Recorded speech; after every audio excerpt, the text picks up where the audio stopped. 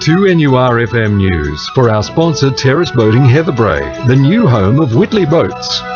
It's 2 o'clock. Good afternoon. I'm Jacinta with 2NURFM Hunter News. A Hunter Valley couple accused of starving an 80-year-old man have pleaded guilty to be sentenced next year. Bernard Merchant and his partner Sandy Hall were due to front Toronto local court today for failing to provide for Merchant's elderly father. Brian Merchant was found in his Holmesville home last December, weighing just 40 kilograms, and had been denied his diabetes and prostate cancer medication for nearly a year. Police are on the hunt for a man who held up a Newcastle West Domino's pizza store at gunpoint last night. The man, who is said to be Caucasian and between 35 and 40 years old, pulled a gun on an employee and demanded cash around 11 p.m. He fled in the direction of Hunter Street. The man was wearing a red and white cap, a navy t-shirt, grey shorts and no shoes. Anyone with information is urged to contact Crime Stoppers on 1800 333 000. Hunter residents are being urged to get ready for fire season as temperatures soar into the weekend. Fire conditions are on the way towards Christmas, with the region set to dry over the coming weeks. Inspector Ben Shepherd is advising residents to access the Rural Fire Service website and download the My Fire Plan app. On the Rural Fire Service website, or even the My Fire Plan app that people can download for their mobile device. That'll set out the things that you can do now and also the things that you should be considering when a fire starts to move towards you. So making those decisions in the calm light of day, not when the fire's bearing down, lets you make better decisions.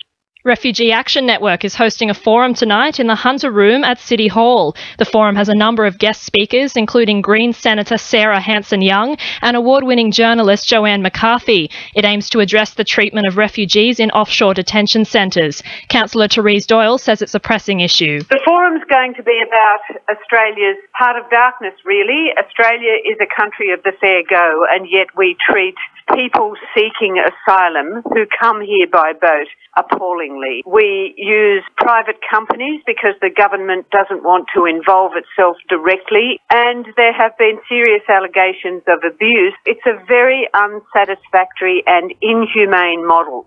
Port Stephens Council says it received only a small amount of opposing submissions to new expansion plans for Soldiers Point Marina. New, almost identical development plans are on display following the rejection of last year's $11 million proposed project.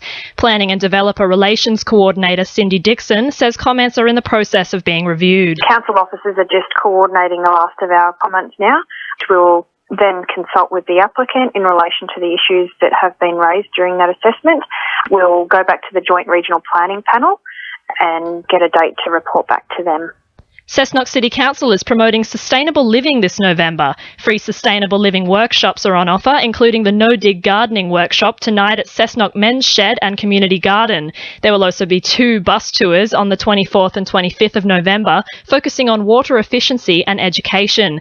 Council Sustainability Officer Michelle Lindsay says water is a precious resource. I think water is such a precious resource, and although, at the moment we've got quite a bit of water in our dams, it's still important to always do our part and preserve water as best we can. A notoriously dangerous Warners Bay intersection has been allocated government funding after a series of accidents over the past 5 years. $150,000 has been set aside for the intersection at the corner of Medcalf Street and Ruswell Avenue. Parliamentary Secretary for the Hunter, Scott McDonald, is encouraging the community to put forward any suggestions for the site. If anybody has suggestions anywhere in their community, whether they're concerned about the risk to whether it be school children or anybody in the community, safety is always the driver of these things. RMS is always looking for comment. In finance, the All Ords is up 75 points at 52.64, and $1 Australian is buying 71.54 US cents.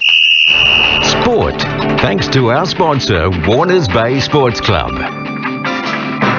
John Crooks has been appointed new chairman of the board for Newcastle Rugby League following John Crow's resignation. Crow resigned after 6 years on the board, citing political infighting as the reason for his departure. The Jets will be returning to the scene of their worst loss this Sunday as they go head-to-head with Adelaide United. The squad copped a 7-0 defeat at Coopers Stadium in January, but are confident they can overpower the Reds with their fresh new look. Spinner David Keast has made a strong return for Belmont Cricket Club after his 8-year absence. Keast is returning in a mentoring role after a short retirement stint and has managed to take 5 wickets in his first 3 games. And Charlestown trampolinist brothers Ty and Sean Swadling are gunning for Olympic selection at the Trampoline World Championships in Denmark. A top 8 finish is crucial for the boys from December 3 to give Australia a shot in Rio. 2NURFM news time is 2:05.